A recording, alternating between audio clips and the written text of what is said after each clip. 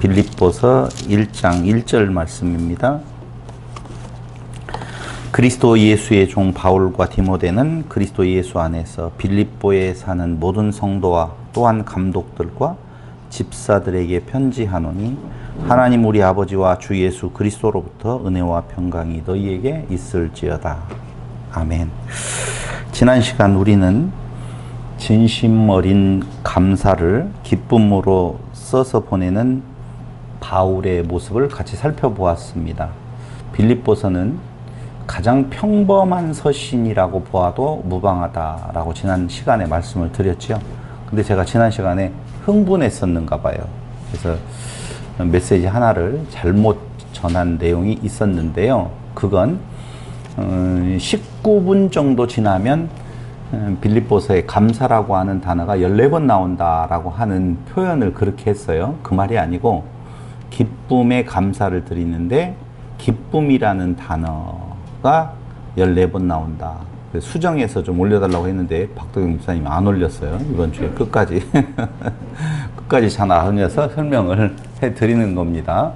그래서 기쁨이라고 하는 단어가 14번, 그러니까 감사와 기쁨이라고 하는 단어가 잘 조합되어져 있다라고 보시면 돼요. 생각을 해보세요. 감옥에 있는 바울에게 무슨 기쁨이 있겠어요? 우리가 일반적으로 생각하는 기쁨이라고 하는 것은 합격한 날, 그렇죠. 해방되어져서 나온 날, 무엇인가를 이루어진 날을 기쁨의 날이라고 하는데, 바울은 지금 감옥에서 오랫동안 갇혀 있단 말이죠. 그런데 도리어 밖에 있는 빌립보 교회 성도들에게 내가 기쁘다라고 하는 표현을 14번에 걸쳐서 넉 장에 불과한데 14번이나 표현을 해요. 명사형으로 5번, 동사형으로 9번이나 해요. 근데 그 기쁨으로 감사하다라고 이야기를 할 때에 중요한 내용 하나는 무엇이었었냐면은 그들의 연보였었거든요. 바울이 감옥에 있는데 돈이 필요했을까요? 어디다 썼을까요? 이럴 때에 이제 로마의 감옥이라고 하는 것은 우리가 생각하는 것처럼 가두어 놓는 것이 아니다라고 하는 표현들을 많이 하는데, 이렇게 그때의 그 역사로 돌아가서 보면 로마인들의 감옥이라고 하는 개념은 그 안에서 필요한 것들에 대한 내용을 국가가 대주는 것이 아니에요.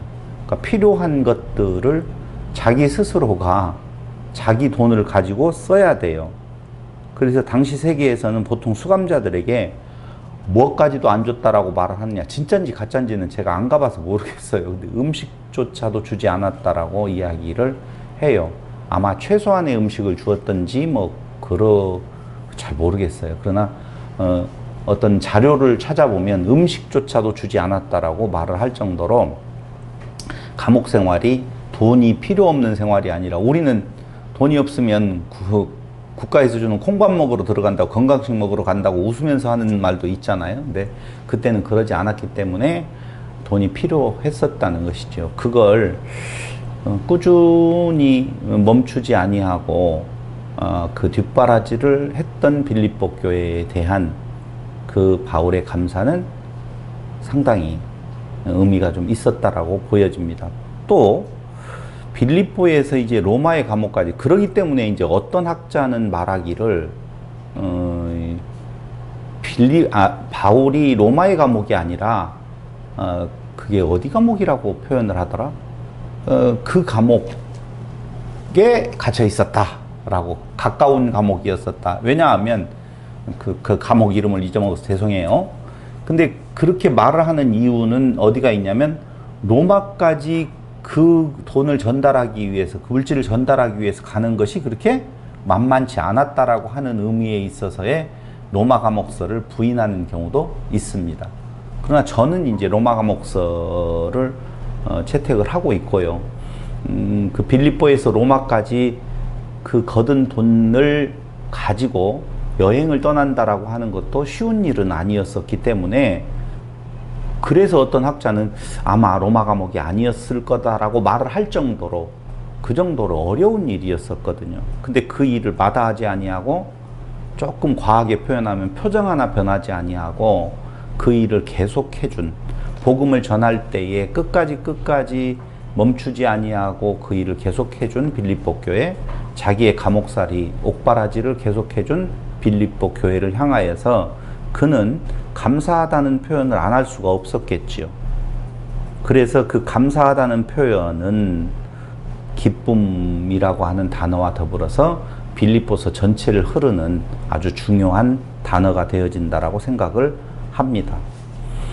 돈을 모으고 돈을 전하기 위해서 위험한 여행을 하고 그 여행을 하는 자가 에바브로디도였었잖아요. 에바브로디도였었는데 그 에바브로디도가 그 바울에게 가는 길에 가서 병에 걸렸다라고 하는 소식은 아픔이죠, 사실은.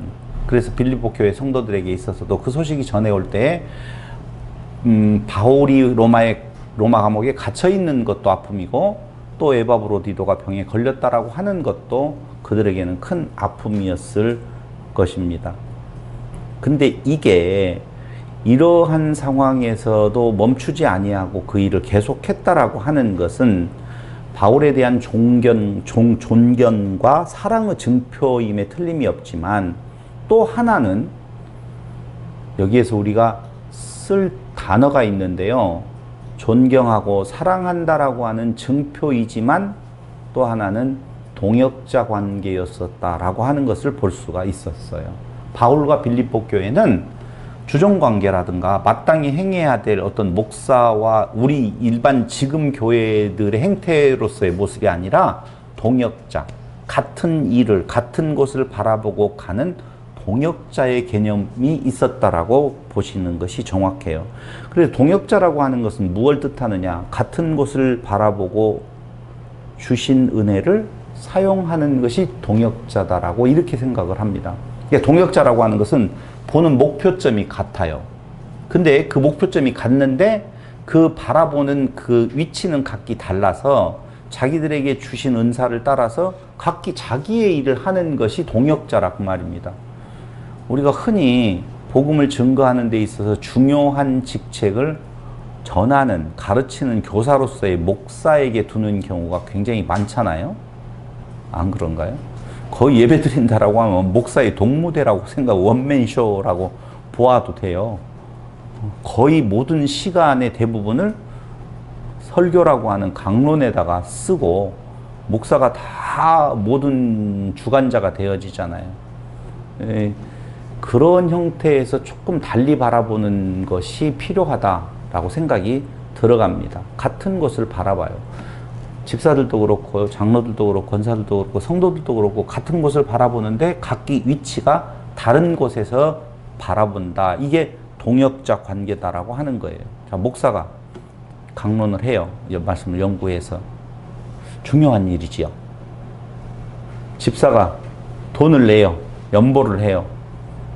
어떤 것이 더 중요해요? 그래서 어떤 아이가 그랬다고 그러잖아요. 아이들끼리 싸우는데 목사가 높으냐 장로가 높으냐 라고 하는 것 때문에. 그래서 목사 아들은 교회에서 항상 문제아가 될 확률이 높아요. 왜? 목사님을 떠받치는 부분들을 보고 자라거든요. 그러니까 다 자기 아버지의 부하들인 줄 알고 자기도 꼭 목사와 같이 행동을 한다라고 하는 부분들이 없지 않아 있습니다. 바울은 지금 동역자 관계에 있어서 당신들의 그 연보와 내가 복음을 전하는 것이 똑같은 무게를 가지고 있다라고 강조를 하고 있는 거예요. 내가 하는 일을 너희들이 도왔기 때문에 내가 너희들을 생각하고 고맙다라고 하는 개념이 아니에요. 지금 같은 목표를 향하여서 가고 있는 일에 똑같이 서로가 짐을 나누어져서 그 일을 하고 있는 모습이 너무너무 기쁨으로 감사하다라고 하는 것이지 나 어려운데 돈 보내줘서 참 고맙다라고 하는 개념이 아니다라고 하는 것입니다. 나 아니면 이런 말씀을 어디에서 들을 수가 있어? 자, 이상하잖아요. 좀 이상했죠? 잠깐 다시요. 나 아니면 이런 말씀을 어디에서 들어? 이상한 말이에요. 그런데 조금 바꿔보겠습니다. 우리가 돈 안 주면, 우리가 안 모이면 어떻게 말씀을 전할 수가 있어? 좀 이상하지 않아요? 이상하게 들리면 정말 감사하죠. 근데 제가 청년 시절 때 교사하고 있었을 때요, 그 한 아이가 꼭 그래요. 지 마음에 안 들면, 선생님, 나 다음 주에 안 나올래요. 이게 무슨 큰 무기더라니까요. 그래가지고 왜 그러냐. 그러면 안 되지. 알았어요. 몇 번 그러길래요. 한 번은 너 나오기만 해봐. 가만히 안 놔둘 거야. 너 다음 주에 나오지 마. 그랬더니 어떻게 자기 성격을 알았다라고. 그러면서 그 다음 주에 또 나오더라고요. 그러니까 나와주는 걸로, 들어주는 걸로, 내가 돈 내주는 걸로 이렇게 생각하는 것도 아픔이 있는 거예요. 내가 전해주는 걸로, 내가 연구해주는 걸로 이런 것도 아픔이 있는 거라고 말이죠. 하는 일은 똑같은 거예요. 그러니까 목사가 말씀을 연구해서 전하는 것도 내 자랑이 아니고, 성도가 연보하는 것도 내 자랑이 아니고, 성도가 봉사하는 것도 내 자랑이 아님에 틀림이 없는데, 그런 일들이 비일비재한 부분을 우리는 볼 수가 있다 그 말입니다. 이게 말이 안 되는 이유는 우리가 하는 일이 동역자 관계라고 하는 내용을 분명히 알아야 된다. 동역자는 같은 곳을 바라보고 다른 위치에서 각기 주신 은사를 쓰는 것이다 라고 하는 것이죠. 그래서 1장 5절에 보면 이렇게 나와요. 너희가 첫날부터 이제까지 복음을 위한 일에 참여하고 있기 때문이라. 복음을 위한 일, 바울이 전하는 것도 복음을 위한 일이고, 그들이 연보하는 것도 복음을 위한 일이라 그 말입니다. 그럼 바울에게 있어서 복음 증거가 일이죠. 그들에게 있어서는 복음 증거를 위한 돈 내는 것도 일이거든요. 재정적인 책임을 지는 것이나 말씀을 연구해서 전하는 것이나 똑같이 무슨 일인가? 복음을 위한 일이다. 함께 우리는 그 짐을 졌다라고 7절에서 이렇게도 표현합니다. 내가 너희 무리를 위하여 이와 같이 생각하는 것이 마땅하니 이는 너희가 내 마음에 있음이며 나의 매임과 복음을 변명함과 확정함에 너희가 다 나와 함께 은혜에 참여한 자가 됨이라. 그들은 연보했는데 그 연보의 일이 복음의 일을 하는 것이 되었다라고 말하고 있지요. 그러니까 은혜 사역을, 바울이 하는 행동은 은혜 사역인 것 같아요. 그런데 성도들이 내는 연보는 은혜 사역인 것 같지 않은 느낌이 들 때도 있더라 그 말입니다. 근데 바울은요, 그걸 같은 걸로 봐요. 너희들이 지금 내가 하는 은혜 사역에 동참하고 있는 동역자라고 하는 증거로서 무엇을 지금 바울은 말하고 있는 건가? 돈 내고 있다는 거예요. 그러니까 돈 내는 것이 자기 자랑으로서의 내는 것이라고 하면 안 내는 것이 좋아요. 근데 돈이라고 하니까 조금 듣기가 거북하죠. 별로 거북할 말이 아닌데도 그렇게 이야기하고, 지난 시간 이야기했잖아요. 보통에서 바울은요, 너희 돈 참 나한테 내줘서 고맙다라고 말 안 한다니까요. 내가 죽을지언정 뭐 이렇게 이야기를 하는 바울이 빌립보 교회를 향해서만큼은 그렇게 표현하지 아니하고 너희 연보하는 거 너무너무 고맙다라고 표현을 해요. 그 이유는 그 연보를 통하여서 내가 먹고 사는데 지장이 없었다, 내가 도움을 받았다는 것이 아니라 복음의 진보가 있었고 은혜에 같이 동참하는 일이다라고 하는 증거로서의 그 연보를 바라본다 그 말입니다. 그러니까 분명한 거예요. 돈을 내는 게 중요한 것이 아니라니까요. 그 기저에 어떤 마음이, 말씀을 연구해서 가르치는 것이 중요하지 않다니까요. 그 기저에 어떤 마음이 있느냐라고 하는 거예요. 제가 말씀을 연구하면서 와, 이게 이런 뜻이었네 라고 다시 깨달아지면 이걸 어떻게 한번 써먹어 볼까라고 하는 내용 쪽으로 간다라고 보면 진짜 자기 자랑이죠. 근데 나도 깨달았고 너무 좋았고 은혜의 감격이 있고 그걸 나누는 입장에서라고 보면 내 의가 아니라니까요. 내 똑똑함이, 내 자랑스러움이 아니다라고 하는 거예요. 그래서 누군가가 목사님 은혜 받았어요 라고 하는 말이 그렇게 우리가 그냥 하는 말, 겸손을 가장한 또 다른 자기의 높임이라고 하는 의미도 있잖아요. 나 은혜 받았어요 이런 말 하지 마, 무서워 라고 이야기하는 그 자체가 겸손을 가장할 때가 있다니까요. 근데 은혜 받았어요 라고 하는 내용이 목사의 설교로서 받았다라고 하면은 아, 내 자랑이 섞여 있었구나 라고 하는 반성의 기회도 온다니까요. 그게 아닌데 그 깨닫게 하시는 그 은혜를 같이 나누는 거고 같이 평등하게 하는 은사의 사용이라고 하는 것이 그러할진데 그 자체에 대한 자랑거리로 삼는, 그 연보를 할 수 있음의 자랑거리로 삼는 그 부분이 아니다는 거예요. 바울은 그 빌립보 교회 성도들의 연보를 어떻게 보았느냐? 연보해서 좋다는 것이 아니라 연보하는 것에 대해서 오히려 거부감을 표시했던 바울이 빌립보 교회의 연보만큼은 이렇게 칭찬하고 고맙다라고 기쁨으로 받는다라고 하는 것은 그 연보가 그들의 그 신앙을 증거하는 표라고 하는 것을 너무너무나 확실히 알고 있었기 때문이다 하는 겁니다. 얼마나 이 일이 아름다운가, 아름다운 일인가에 대한 내용은 바울은 감옥에 있다는 거예요. 봐봐요. 빌립보 교회 성도들의 그 연보, 그 복음의 진보가 있음이라고 하는 내용, 이것이 그 일이 얼마나 아름다운 일인가라고 하는 내용이 어떻게 표현되어 있냐면 바울은 지금 감옥에 있단 말이에요. 근데 감옥에 있는 바울이 기쁨으로 이 감사를 전한다라고 진심 어린 감사를 지금 하고 있어요. 몇 번이나 했다고요? 기쁨이라는 표현을 14번이나 표현했다고 그랬잖아요. 그런데 또 하나의 증거가 이게 얼마나 아름다운 일인가에 대한 내용의 증거로서 저는 뭘 봤냐면요.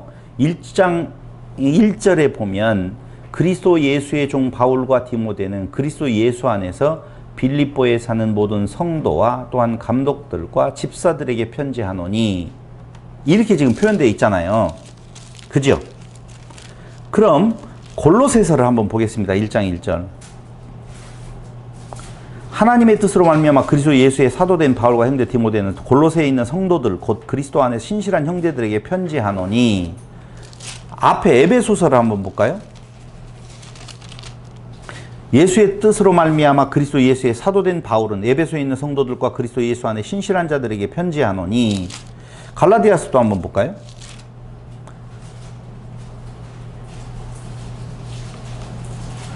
2절, 함께 있는 모든 형제와 더불어 갈라디아 여러 교회들에게 우리 하나님 아버지와 주 예수 그리스도로부터 은혜와 평강이 있기를 원하노라. 뭔 차이가 있어요?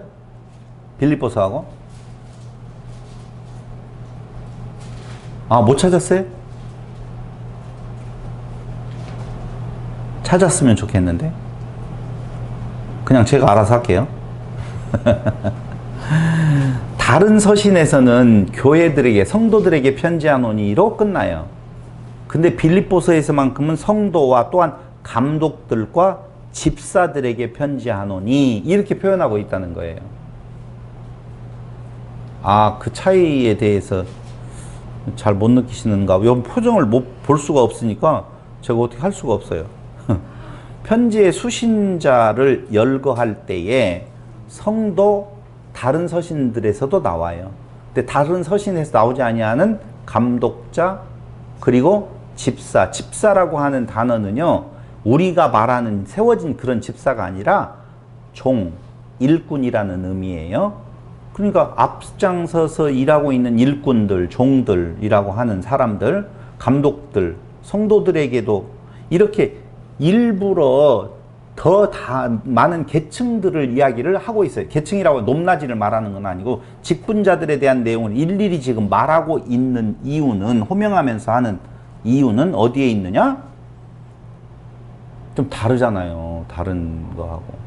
그러니까 그 일이 어떤 교회가 돈을 모아가지고 야 우리가 선교비로 바울에게 보내자, 아니면 선교비로 어디에게 보내자라고 하는 그런 내용이 아니라 그 빌립보 교회 성도들은 그 진리 안에서 같은 수준의 같은 뜻을 가지고 이 일에 지금 동참하고 있다는 거예요. 그걸 알겠다는 거예요. 그러니까 바울은 돈의 내용이 아니라 빌립보 교회의 그 상태가 그 연보라고 하는 것으로 표현되어진 신앙의 그 정도를 읽어낼 수 있는 하나의 척도가 되었다라고 보시면 된다는 것입니다. 어느 정도로 이 바울은 이 일이 아름다운 일인가에 대한 내용을 표현하고 있냐면요, 바울의 전도로 세워진 많은 지역의 교회들이 있었어요. 그렇잖아요. 있는데 이렇게 애절하게 다시 보고 싶을 정도의 교회는 흔치 않았다는 거예요. 바울이 많은 지역에 교회를 세웠다니까요.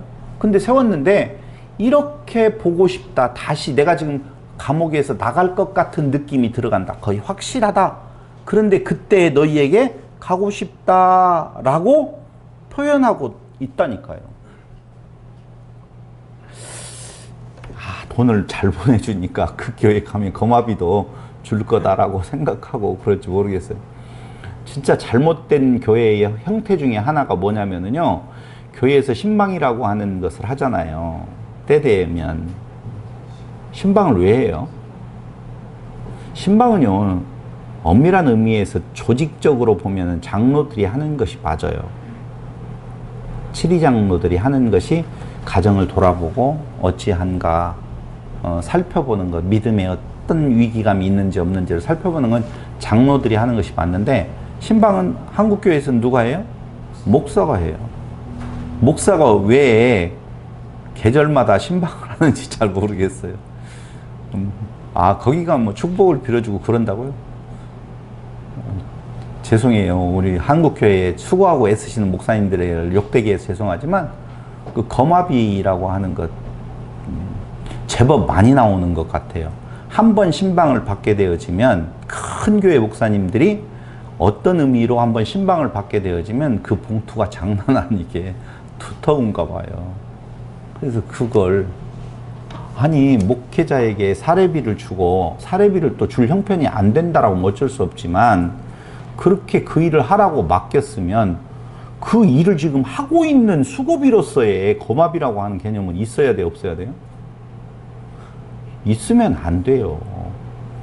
목사를 이상하게 만드는 요인이 되어진다니까요. 왜 거마비를 줘요? 아니 일을 시켰는데 그 일을 했다고 그 일에 대한 대가를, 물론 사례비가 대가는 아니지만 회사로 놓고 보면 그 사람에게 일을 하라고 공급을 줬어요. 근데 그 사람이 그 일을 하기 위해서 어떤 거래처에 갔어요. 근데 거래처에서로부터 고맙다고 돈을 받았어요. 그럼 뭐가 되어져요? 부정수수가 되어지는 거예요. 그거 있으면 안 되는 거예요. 돈을 받고 온다는 것은, 받고 왔으면 어쩔 수 없이 안 받으면 뭐가 될 것 같아서 받았어요. 그럼 당연히 어떻게 해야 돼요? 회사에다가 출장 보고서에다가 이렇게 돈을 받았습니다 하고 올려서 다시 주든지 무엇을 해야 된단 말이죠. 근데 교회는 안 그래요. 그 사람으로 오히려 믿음이 있다고 칭찬하거든요. 목사를 대접하는 주의 종을 멍해를 씌우지 말아라? 뭐 그러던가요? 좋은 것을 같이 하라? 이런 구절들을 갖다가 붙이면서 있어서는 안 될 일들이 일어나고 있죠. 근데 오늘 그 빌립보 교회를 향하여서 다시 보고 싶다, 이 감옥에서 풀려나면 너희에게 꼭 가고 싶다라고 하는 표현을 할 정도라고 보면, 바울이 빌립보 교회 성도들이 했던 그 연보를 얼마나 아름답게 보고 있는 건가를 단적으로 보여주는 하나의 예라 그 말입니다. 그런데 그 편지의 내용에 1장 20절 보실래요? 내가 너희를 지금 다시 보고 싶을 정도의 마음을 표현하는데 왜 너희들을 다시 보고 싶은 건가 하면은, 가면은 너희가 나에게 거마비를 줄 것이다 라고 하는 내용이 절대 아니에요. 20절 한번 보시지요. 20절. 나의 간절한 기대와 소망을 따라 아무 일에든지 부끄러워하지 아니하고 지금도 전과 같이 온전히 담대하여 살든지 죽든지 내 몸에서 그리스도가 존귀하게 되게 하려 하나니, 이는 내게 사는 것이 그리스도니 죽는 것도 유익함이라. 그러나 만일 육신으로 사는 이것이 내 일의 열매일진데 무엇을 택해야 하는지 나는 알지 못하노라. 지금 바울은 무슨 이야기를 하고 있느냐면요, 내가 죽을지 살지를 잘 모르겠지만 죽는 것이 내게 있어서는 더 좋다. 둘 사이에 끼어 있는데, 사람은 누구나 다 그렇죠. 근데 죽는 게 내게 더 좋다. 그리스도와 함께 있는 것이 좋지만, 내가 만약에 살아있어서 너희에게 갈 수만 있다면 그것은 너희에게 있어서는 진보, 너희를 위해서 복음의 믿음의 진보를 위하여서는 살아서 너희에게 가는 것이 참 좋겠다라고 지금 표현하고 있단 말입니다. 그러니까 그가 그 빌립보 교회 믿음의 진보를 위한 의미로서 너희를 가서 보고 싶다, 지금 그 말이에요. 연보도 틀림없이 있죠. 그들은 그 말 안 해도 자기들이 해야 될 일들에 대한 내용의 은사를 사용하는 연보도 있지만, 바울에게 가해진 박해가 바울에게만 있겠어요? 그건 아니잖아요. 복음을 전하는 바울에게만 박해가 있는 것이 아니라 그들에게도 그런 박해가 틀림없이 있단 말이에요. 빌립보 교회라고 하는 의미를, 빌립보 지역이 어떤 지역인가를 잘 설명을 했었잖아요. 동서가 교류하는 지역이에요. 동서가 교류하는 지역에 필연적으로 나타나는 것은 상업이죠. 상업이 발전하는 곳에는 우리가 차 한 대 사놓고 돼지머리로 고사 지내잖아요. 사고 안 나라고. 개업식을 하면 문 뒤에다가 명태 한 마리 해놓고 해놓잖아요. 뭔가 그 사업에 문제가 없도록. 이번에 우리 구남 진수식 하나 했죠. 봤어요? 네? 이지스함인데 이름이 뭐였는지는 제가 기억이 안 나요. 정조대왕함인가요? 정조대왕함인데 거기에 누가 갔어요? 대통령하고 대통령 부인이 갔잖아요. 대통령하고 대통령 부인이 가서 무엇을 했어요? 도끼로, 금도끼로 줄을 끊었죠. 끊으면서 무슨 일을 하나 했는데 혹시 기억나세요? 저도 잘 기억이 안 나요. 무슨 술인지는 모르겠어요. 포도주인가 뭔가를 해서 끊어서 그게 쫙 가서 배에 부딪혀서 펑 터지도록 하는 의식을 행한 거거든요. 그게 뭐냐면은 그 배가 아무 사고 없이 바다를 항해할 수 있도록 해달라라고 하는 의미예요. 그런 어떤 의미로 그런 일들이 일어나는 것은 무슨 말이냐면요, 무역이 왕래하게 되어지는 곳에는 틀림없이 우상, 미신, 이런 것들이 활개를 치게 되어져 있다는 거예요. 그곳에 예수만이 신이다라고 하는 내용에 있어서 전파하는 복음의 전파자들은요, 눈에 가시 같은 자들이라니까요. 그렇기 때문에 바울이 받았던 박해와 똑같은 박해를 그들도 당연히 받을 수밖에 없다는 거예요. 바울에게 가해진 박해가 어찌 바울에게만 이겠는가라고 생각한다면 그들도 역시 두려워하지 않고 살아가는 것이 불가능했었다는 것이죠. 그러니까 그들도 두려워하지 않고 살아갈 수 있도록 그리스도 복음에 합당하게 생활하라라고 하는 거예요. 지금 거기 나오잖아요. 그리스도 복음에 합당하게 생활하라. 여기 25절, 내가 살 것과 너희 믿음의 진보와 기쁨을 위하여 너희 무리와 함께 거할 이것을 확실히 아노니, 가고 싶은 이유가 여기에 있다는 것이요. 내가 다시 너희와 같이 있으므로 그리스도 예수 안에서 너희 자랑이 나로 말미암아 풍성하게 하려 함이라. 자랑이 뭐예요? 연보를 잘해줬다라고 하는 내용, 그건 나타난 현상이고, 그 믿음이 얼마나 강한지, 박해에도 흔들리지 아니하는 모습, 그게 바로 이어지는 27절, 오직 너희는 그리스도의 복음에 합당하게 생활하라. 이것은 시민 노릇하라 그 말이에요. 생활하라 이 단어는요, 시민 노릇하라. 무슨 시민? 빌립보 시민? 아니에요. 하나님의 나라의 백성으로서의 하나님 나라의 시민으로 복음에 합당하게 생활하라는 것이죠. 그럼 하나님 나라 복음에 하나님의 시민으로 살아가는 하나님의 시민에 합당한 생활은 뭘까요? 그렇죠. 너무 고마워요. 이번에 주기도문을 공부를 하잖아요. 그렇죠? 주기도문을 공부하는데 주기도문을 열심히 파는 사람들이 많아요. 그래서 이게 헬라어 원어로는 무슨 뜻이고 무슨 뜻이고 뭐 해가지고 이렇게 풀어가는데요. 주기도문을 공부하는데 제1번으로 공부할 것이 뭐라고 생각을 혹시 하셨어요? 이번 자기 부인만 말하면 50%는 앞으로 맞게 되어 있어요. 네? 하늘나라. 성경에 나와 있는 내용, 기도에 대한 내용들이 너무 많이 있잖아요. 아니, 주께서 가르쳐 주신 기도가 다른 성경 복음서에 나타나는 것이나 이 내용에서 벗어날 리가 없잖아요. 그럼 기도의 다른 부분에서 나오는 뭘 먹을까 마실까 입을까를 구하지 말라 그의 나라와 그의 의를 구하라 이 범주 안에 주기도문이 들어있지 그걸 벗어난 다른 이야기를 하겠느냐고요. 아 그것밖에 없다니까요. 뻔해요. 다른 곳에서 기도에 대한 내용을 말씀하셨다라고 보면 그 기도의 복합체요 결정체가 주기도문이라고 하는 내용으로 나타나 있어요. 그러니까 당시에는요 누구의 제자라고 하면 그 제자들의 모임이 갖고 있는 기도할 제목, 기도할 내용에 대한 기도문들이 다 있었거든요.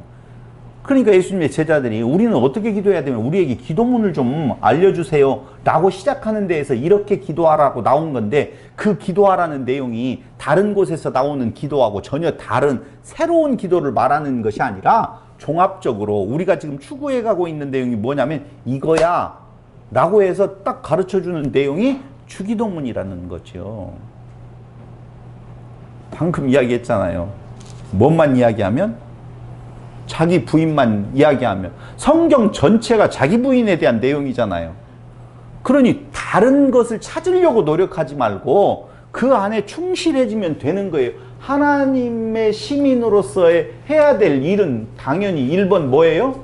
자기 부인. 고난이 와요. 그 가운데에서도 복음을 위한 일들을 행해요. 두려워하지 말아라. 두려움은 어디에서 생긴다라고 여러분들은 생각해 보신 적 있나요? 저는요 두려움은 자기 있음에 대한 내용으로부터 생긴다고 봐요. 그러니까 자기 부인이 되어지면 하나님께서 주관자, 주권자 되심에 대한 내용이 인정되어지면 두려움 사라지게 되어져 있지요. 그래서 자기 부인하고 두 번째로는요 자기 십자가를 지고 그들이 하는 일들의 십자가는 뭐예요? 연보하는 거예요. 그걸 누구를 예를 들어서 이야기하느냐? 예수님을 예를 들어서 이야기하는 내용이 나오는 거예요. 그는 하나님의 무엇이나 2장에서 그렇게 나오죠. 본체이시나 동등됨을 취할 것으로 여기지 아니하시고 자기를 비워 종으로 이 땅에 오셨다. 그게 뭐예요? 자기 부인이요? 자기 십자가를 지는 거예요. 하나님의 누구이기 때문에 주인이시기 때문에 시민이기 때문에 너희가 하나님의 나라의 시민이냐? 라고 하면 그 시민의 첫 번째 되는 덕목은 자기 부인이에요. 하나님의 나라의 시민으로 살아가는 제1 덕목이 자기 부인인데 죄송한 말씀이지만 자기 부인이 안 된다니까요. 어떻게 돼요? 그러니까 바울은 그들로 하여금 그 아름다운 믿음의 진보를 위하여서 말씀을 증거함으로 말미암아 자기 부인 되게 하는 자기 부인 하라라고 명령하는 것이 아니라 그 진리가 드러나 그리스도만 드러나면 당연히 내 안에 그리스도 성령의 충만함을 따라서 자기 부인이 되어지는 거예요. 자기 부인 하라가 아니다 그 말입니다. 그래서 그들도 두려워하지 않고 살아가는 것이요 그리스도 복음에 합당하게 생활하는 것 이것을 위하여서 나는 너희에게 가기를 원한다. 근데 그 계기가 무엇으로 되어졌냐면은 그들이 하는 연보 그것을 통한 그들의 믿음이 바울에게 전달되어졌다라고 하는 것입니다. 그래서 빌립보서 1장 1절로 11절에 보면은요 나는 너희를 위하여 항상 간구한다 기도한다. 내가 사모하는 마음으로 너희를 위하여 항상 간구한다 기도한다고 말을 해요. 1장 8절을 볼까요? 내가 예수 그리스도의 심장으로 너희 무리를 얼마나 사모하는지 하나님이 내 증인이시니라. 정말 사모한대요. 얼마나 사모했으면은요 하나님이 내 마음 안다 라고 하는 거예요. 그런데 그 사모하는 마음의 표현이 어떻게 되어 있냐면요 너희를 위하여서 간구하고 너희를 위하여서 기도한다는 거예요. 간구와 기도가요 다른 단어로 쓰여져 있네요. 간구한다 라고 하는 단어 1장 4절에 보세요. 간구할 때마다 너희 무리를 위하여 기쁨으로 항상 간구함은 간구가 한 문장 안에 두 번이나 쓰여요. 간구할 때마다 항상 무엇하면 간구함은 이라고 나오잖아요. 이 간구는요 기도하고 같은 뜻이에요. 그런데 우리가 알고 있는 기도는요, 프로시코마이라고 하는 단어로 쓰여요. 기도한다, 구한다, 뭐 그런 뜻이거든요. 그런데 왜 바울은 헬라어 문법에서는 어쩐지는 모르겠지만 우리 한국 문법으로 보면 한 문장 안에 같은 단어를 두 번을 안 쓰잖아요. 그러니까 내가 간구할 때마다 너희 무리를 위하여 기쁨으로 항상 기도함은 뭐 이렇게 한다라고 보면 겹치지 않기 위해서 그렇게 썼구나라고 할 텐데 아니에요. 사절에서는 과감하게 간구를 두 번 써요. 다른 데서는 기도라고 쓰더니만 이 프로시코마이하고 데시스라고 하는 간구 차이는요, 무슨 내용이냐면요, 데시스는요, 언제나 오직 하나님께 드리는 기도에만 사용하는 거예요. 언제나 오직 데시스 간구를 쓸 때는요, 그것도 기도라고 해도 돼요. 근데 그 간구라고 하는 단어로 번역되어진 요 말은요, 오직 누구에게만? 하나님께만. 구할 때 쓰이는 단어가 간구라 그 말입니다. 내가 너희를 위하여서 하나님께만 간구하고 또 너희를 위하여서 기도한다. 그 이유는 무엇이냐? 왜 너희를 이렇게 사모하면서 기도하고 간구하느냐 하면은요, 복음을 위한 일에 참여하고 있기 때문이다라고 1장 5절과 7절에 말을 해주고 있어요. 아까 읽었잖아요.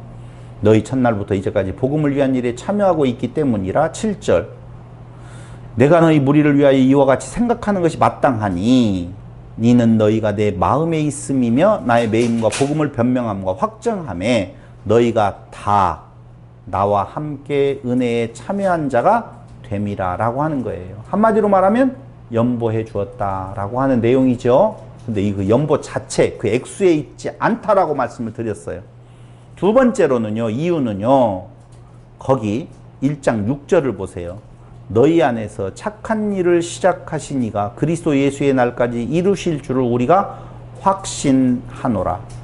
바울의 간구에 대한 내용은요, 어떤 내용인 건가 라고 하면은요, 착한 일을 시작하신 이가 그리스도 예수의 날까지 이루실 줄을 우리는 확신하노라. 하나님의 시작은 하나님의 완성이라고 표현해도 돼요. 하나님이 시작하셨으면 반드시 그 일을 어떻게 한다? 이루신다 그 말이죠. 그런데 하나님이 시작하셨어요. 심판을. 그럼 반드시 어떻게 해요? 심판으로 이루셔요. 지옥이란 말입니다. 하나님이 구원을 시작하셨어요. 그럼 하나님은 분명히 구원을 이루셔요. 그럼 바울이 빌립보 교회를 향하여서 그 시작하신 일이 반드시 이루어지기를 바란다라고 하면 그 일은 당연히 구원에 이르는 일이겠지요. 그렇다면 바울은 빌립보 교회 성도들이 어떤 상태에 있다? 하나님의 선한 상태에 있다라고 하는 것을 확신할 때 하는 일이란 말입니다.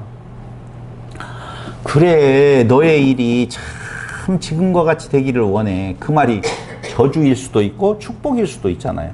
지금이 안 된 상태인데 그렇게 되기를 원한다면 진짜 안 되기를, 망하기를 원하는 거고, 지금 잘 되어지는 방향성으로 잡고 있는데 그렇게 되기를 잘 되기를 원하는 것이 되어진다니까요. 그래서 바울은 빌립보 교회 성도들의 그 신앙의 상태가 어떠한가를 너무 잘 알고 있기 때문에 시작하신 이가 반드시 그것을 이루실 줄을 내가 확신하기 때문에 그걸 내가 간구한다는 거예요. 시작하신 이가 확실히 이루실 것을, 자, 한번 생각을 해보세요.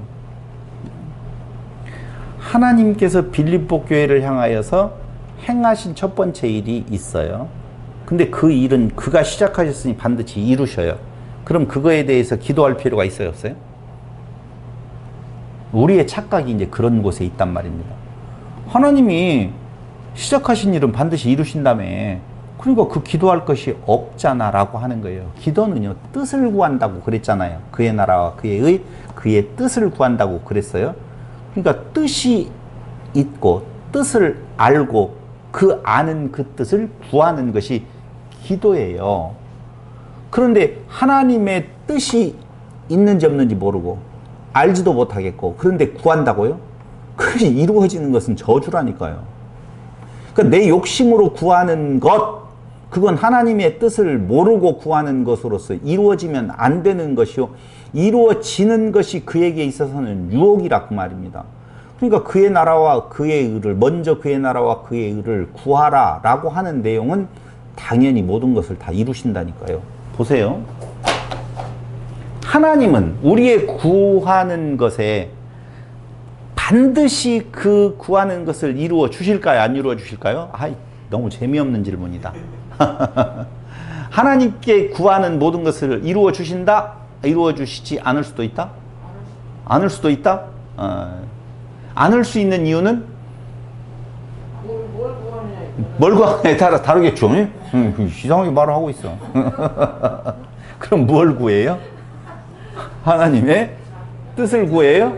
뜻을 구했어요. 그랬더니 하나님께서 그 뜻을 이루어 주셨어요. 어떻게? 어떻게? 어떻게?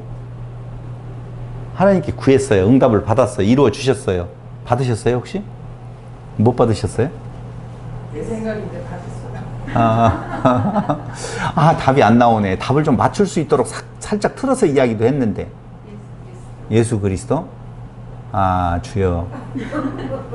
성경을 이럴 때 딱 기억이 나야 되는데, 너희 부모라도 생선을 달라 하면 뱀을 주고 떡을 달라 하면 돌을 주겠느냐. 너희의 육신의 부모도 좋은 것으로 줄 줄 알거든. 너희 하늘아버지께서 구하는 자에게 시작 크게요. 그렇죠. 성령이라고 분명히 말하고 있어요. 성령을 주시지 않겠느냐. 무엇을 구한지도 몰라요. 그런데 성령을 주시겠대요. 주신대요. 그럼 구하는 것이 무엇이어야 돼요? 성령을 구해야지 뭘 구해요. 성령 구하면 성령 주신다니까요.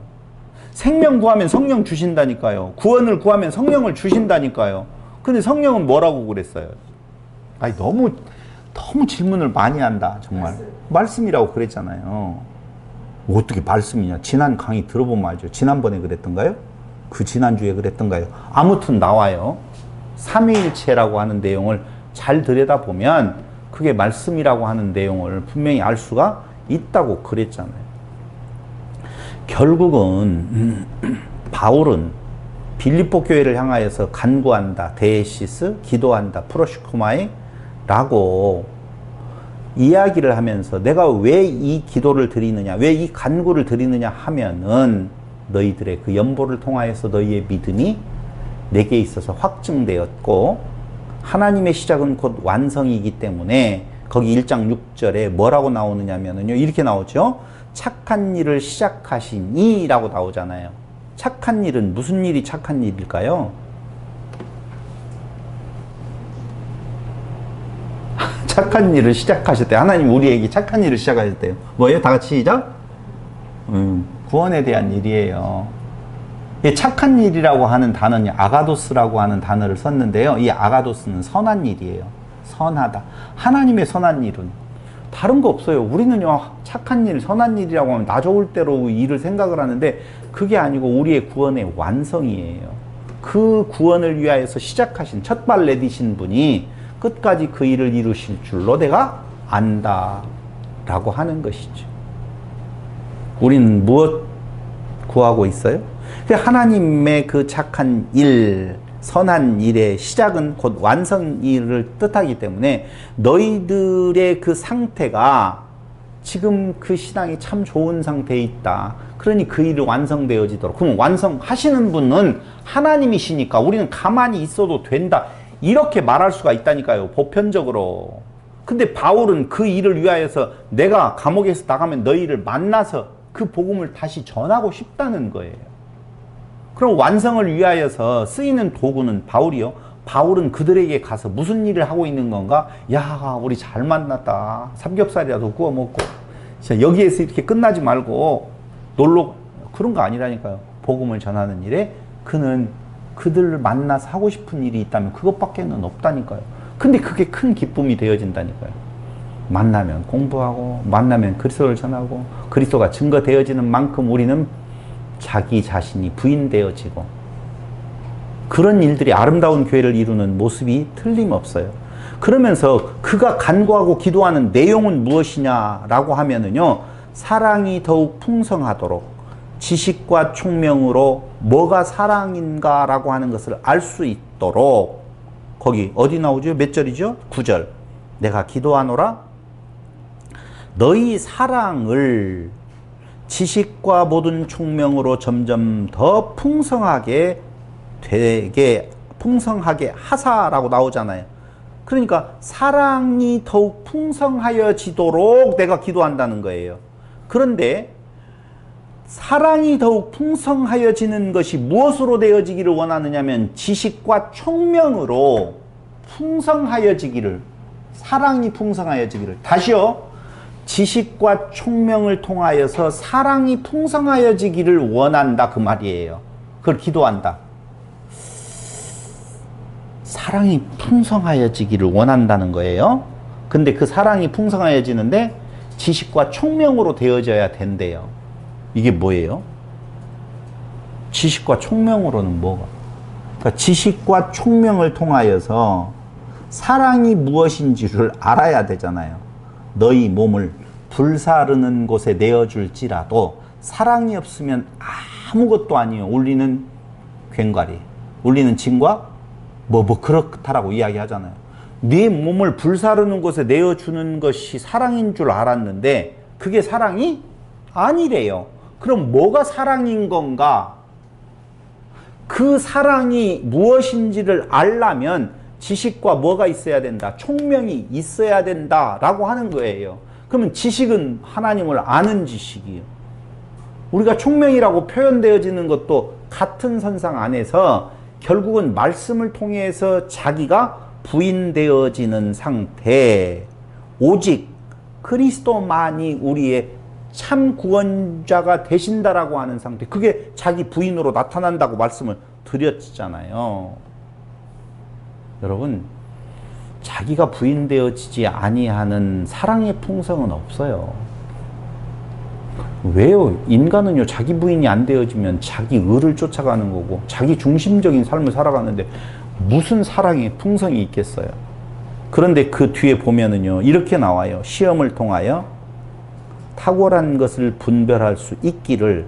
여기 시험이라고 하는 내용은요, 거기 보세요. 10절. 너희로 지극히 선한 것을 분별하며, 도키마조라고 하는 단어는요, 시험하다라고 하는 단어거든요. 그러니까 지극히 선한 것을 분별하며 또 진실하여 허물 없이 그리스도의 날까지 이루고, 이것을 어렵잖아요. 이걸 제가 다시 설명을 해보면은요, 시험을 통하여 탁월한 것을 분별할 수 있기를, 이런 뜻이에요. 그들에게 온 시험을 통하여서 탁월한 것을 분별할 수 있기를 내가 기도한다. 그리하여 허물 없이 그리스도의 날까지 이르고 의의 열매가 가득하여서 하나님의 영광과 찬송이 되기를 기도한다. 지금 그 말이거든요. 충분히 이해됐어요? 기도하는데 시험 받기를 원한대요. 테스트라고 표현되어져 있어요. 거기에는 테스트. 빌립보 교회는요, 불안한 것이 있었다니까요. 바울이 오게 갇힘으로 말미암아 도대체 어떻게 되는 거지? 우리는 보통 믿을 때에 더 잘 될 것으로, 육체가 더 평안한 쪽으로 상황이 바뀔 것을 기대하잖아요. 그런데 그들의 선생이라고 할 수 있는 바울이 오게 갇혔어요. 나올 기미가 없어요. 오랫동안 그곳에서 그 고난을 받고 있어요. 우리는 어떻게 되어질 건가 라고 하는 생각을 아니 가질 수 없잖아요. 그런데 그러한 실망스러운 가운데에서도, 실망스러울 수밖에 없는 그 상황에서도 그들은 믿음을 저버리지 아니하고 그들의 믿음의 결과물로서의 바울을 향하여서 연보를 보내고 그 복음의 진보가 있기를 지금 바라고 있잖아요. 근데 바울이 그들을 생각하고 간구할 때마다 시작하신 이가 이루실 줄을 아는 것의 그 전제 아래에서 그들이 시험을 통하여서 분별하여, 그러니까 빌립보 교회 성도들이 시험을 통하여서 탁월한 것을 분별해내는, 그 탁월한 것을 분별하게 되어지면 허물 없이 그리스도의 날까지 이르게 되어진다 그 말입니다. 허물 없는 것은, 허물은 뭘까요? 허물 없이 그리스도의 날까지 이르게 되어져요. 날까지 이른다 그 말입니다. 그럼 그리스도의 날까지 이루었을 때 허물 없음은 무엇을 뜻하느냐? 네? 이렇게 쳐다보는 것은 아까 말을 또 한 번 해달라는 말이에요. 자기 의인. 허물은 뭐예요? 자기 있음이거든요. 그렇잖아요. 우리 있으면 허물이요. 우리 없으면 허물 없는 것이잖아요. 왜? 오직 그리스도만 남게 되어지면 허물 없는 거라니까요. 근데 그 자기 있음이 어느 때 없어지느냐? 시험을 통하여서 그 일이 있는다 그 말이에요. 시험은 좋은 거예요? 좋은 거예요. 템테이션이 아니면 좋은 거예요. 테스트예요. 하나님은 우리를 끊임없이 시험하셔요. 시험 안 하신다고 했는데 아니요. 테스트 하신다니까요. 그건 어떻게 하려고요? 위험한 것을 깨달아 알게 하는 내용이에요. 이러면 안 돼. 봐봐요. 어린아이가 뜨거운 것에 가려고 하면 부모가 손을 갖다가 얼른 대고 뛰잖아요. 아, 이게 뜨거운 거구나. 되면 안 되는구나. 놓아두면은요, 벌커덕 만져서 문제가 생기잖아요. 그러니까 분명히 통증은 통증이에요. 어린아이도 그 통증이니까 뛰지요. 그게 시험이라고요. 그래서 이거 아니잖아. 이것 가지고 안 돼. 진짜는 이거야. 라고 가르쳐 주는 거. 그래서 그것이 풍성하게 되어지는 거예요. 우리에게 있어서 가장 큰 시험은 뭘까요? 네? 자기 있음이죠. 죽음에 대한 두려움도 마찬가지예요. 많은 사람들에게 있어서 그것이 또 하나의 시험인 거예요. 사업의 어려움도 당연히 마찬가지겠죠? 복음을 맞서서 있는 부분들에 대한 내용이 있잖아요.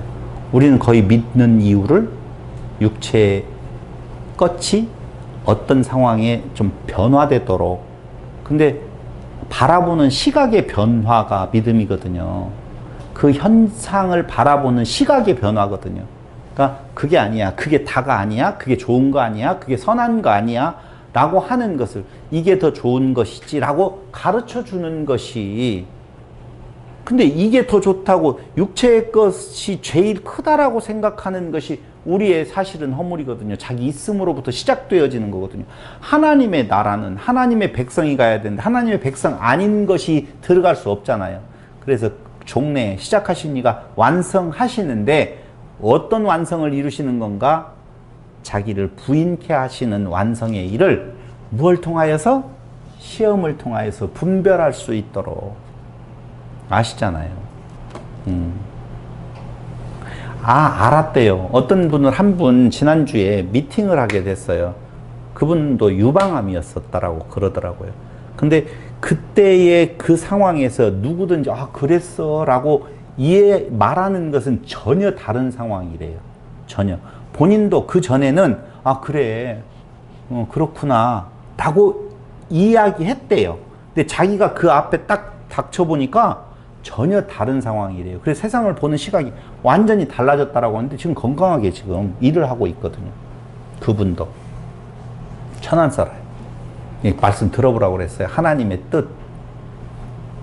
뜻이라는 그 말씀을 좀 들어보라고 제가 그랬었는데, 맞다. 세상 살아가는 것이 어떤 의미로 살아가야 되는 것인 건가를 하나님의 나라의 백성으로서의 바라보는 시각과 이 땅 위에서의 살아가는, 이 땅의 백성으로서 살아가는 것은 분명히 다르다. 그것을 발견할 수 있는 또 하나의 방법, 어쩌면은요 유일한 방법일지도 몰라요. 뭐라고요? 테스트, 시험이다 라고 하는 것을 말해주는 거예요. 그래서 기도의 내용은 그거라고 했잖아요. 사랑이 더욱 풍성하여지기를. 두 번째로는요, 시험을 통하여 탁월한 것을 분별할 수 있기를. 이것이 바로 허물 없어지고 그리스도의 날까지 이르렀는데 의의 열매가 가득 하나님의 영광과 찬송이 되어진다. 하나님의 영광과 찬송은 뭐가 하나님의 영광과 찬송이에요? 우리는 자 하나님께 찬송 드립시다, 영광 돌립시다, 박수 뭐 이런 것들을 많이 하더라고요. 유튜브 같은 데 보면은 하나님께 영광 다 같이 박수. 하나님이 이 박수 소리를 듣고 좋다 이러겠어요? 하나님은 어느 때에 그 영광 그리고 찬송. 하나님의 영광과 찬송이 되어진대요. 누가요? 빌립보 교회로 맺어지는 열매들이. 근데 그 빌립보 교회에 맺어진 열매는 자기가 부인되어진 상태예요. 그럼 뭐만 남았다는 거예요? 그리스도만 남았다는. 그게 영광과 찬송이라고요. 우리는. 근데 자꾸 땅에서 뭔가 바치래요. 뭔 일을 하래요. 그것이 하나님께 영광을 돌리는 거래요. 아니라니까요. 해방받으셔도 돼요. 그 행동이 중요한 것이 아니라 어느 바탕 위에서 자기가 부인되어진 상태에서 나오는 복음의 진보를 위한 행동은요, 중요한 일이죠. 제가 요새요, 크로로필레이의 전도사가 됐어요. 만나는 사람마다. 뭐 때문에요? 그 일이 사람들을 살릴 수 있을 하나의 요소가 되겠다라고 하는 생각이 들었잖아요. 그걸 누구를 통해서? 청집사님을 통해서 알았잖아요. 그러니까 가만히 있을 수가 없어요. 이번에 1박 2일 캠프를 갔었는데요. 거기에서 제가 전도사가 됐잖아요. 그랬더니 많은 사람들이 나도 먹어볼래요. 나도 먹어볼래요. 제가 거기다 한 이야기는 있어요. 마음의 평강이 우리 심령의 뭐가? 심령의 평안이 뭐예요? 골수를 상하게 한다. 뭐라고 나오죠? 갑자기 기억이 안 되네. 그런 거 있어요. 마음이 평안하지 않으면 골수가 상한다라고 하는 내용이죠. 좋은 일이라고 보았었을 때 전하지 않으면 견딜 수 없는 상태가 되어지는 거잖아요. 지사님 돈을 한 푼 받아요. 뭔 이득이 한 박스를 더 내려주던가요? 그런 거 없다니까요. 그런데 육체의 좋은 일도 나눌 줄 알거든. 하물며 영원한 생명에 대한 내용을 그 안에 담고 있는데, 그 그리스도가 담겨져 있는데, 그 말씀이 안에서 있는데 가만히 있다고요? 그럴 수 없죠. 그럼 뭔 거예요? 그 말씀이 운동하지 않는다는 것은 없든지 아직 미약하든지. 이 미약하든지라고 하는 말은 보너스예요. 서비스예요. 그냥 혹시 실망할까 봐 서비스로 주는 말이고, 없든지. 말을 안 들어요. 안 듣죠. 쉽게 들을 것 같으면 그게 고난으로 오겠어요? 절대 안 오죠. 세상은 싫어해요. 그거 전하는 자를. 내가 만약에 뭘 전했다면, 율법을 전했다면, 할례를 전했다면 내가 이 고난을 받겠느냐. 근데 그걸 전하지 않았기 때문에 내가 오는 고난이 분명히 있다는 거예요. 여러분, 대접받을 생각 마세요. 고난이죠. 분명하게. 그런데 그게 하나님의 영광과 찬송이지. 자, 합시다. 꼬라한테 쫙 집어넣고 주여 감사합니다. 이거 먹으면. 자, 내가 골키파예요. 예수 믿는 사람이에요. 근데 한 골에 쫙 들어갔어요. 주여 감사합니다. 이런 사람 봤어요? 하나도 못 봤잖아요. 빵 차가지고 거기 쫙 들어가면 그냥 주여 감사합니다 이러잖아요. 왜 그건 감사가 안 되는지 모르겠어요. 자기가 있음이에요. 자기 영광이지 하나님께 영광하고는 아무 상관이 없는 거라 그 말입니다. 근데 돈 벌면 감사하고 그런 거하고는 상관없어요. 또 잃어버렸을 때도 감사하는 것이 영광이다. 아니요, 그게 아니라는 거예요. 하나님의 영광과 감사는 딱 어디에 한정되어 있는 건가? 오직 그리스도 안에 있는 모습, 자기가 부인되어진 상태, 그게 의의 열매로 가득 되어진 상태라 그 말이에요. 그러면서 1장 12절로 30절에서는요 이렇게 오래 설명할 것이 없는데 사실은 그냥 읽어보면은요 여러분도 다 알 수 있어요. 나의 고난으로 인하여 실망하거나 두려워하지 말아라 라고 말하고 있어요. 나의 갇힘이 도리어 복음의 진전이 되었고, 자기는 둘 사이에 끼어 있지만 자기를 위하여는 그리스도와 함께 있는 것, 죽는 것이 더 좋지만 너희의 유익을 위하여 너희와 함께 있기를 내가 원한다. 이렇게 자신 있게 말할 사람이 어디에 있어요? 자, 이렇게 말하니까 바울은 정말 대단했구나 라고 하는 평가를 내릴지 모르겠지만은요, 아니 그래요. 요 내용에 대한 것은 그리스도가 전파되는 일에 있어서 투기와 분쟁으로 착한 뜻으로 하는 일이 일어난 것을 바울은 나쁘게 보지 아니하고 좋게 해석하는 내용, 다음 주에 이어서 말씀드리기로 하고 오늘은 여기까지 마치겠습니다. 기도드리겠습니다. 고맙고 감사하신 우리 아버지 하나님, 하나님의 뜻이 시작하시면 반드시 이루실 줄로 알고 있습니다. 그 하나님의 속성이 우리에게 기쁨이 되어질 수 있기를 원합니다. 우리의 첫 시작이 자기를 부인하고 자기 십자가를 지고 오직 그리스도만을 향해 가는 성도들이 되어지게 하여 주시기를 예수님의 이름으로 기도드립니다. 아멘.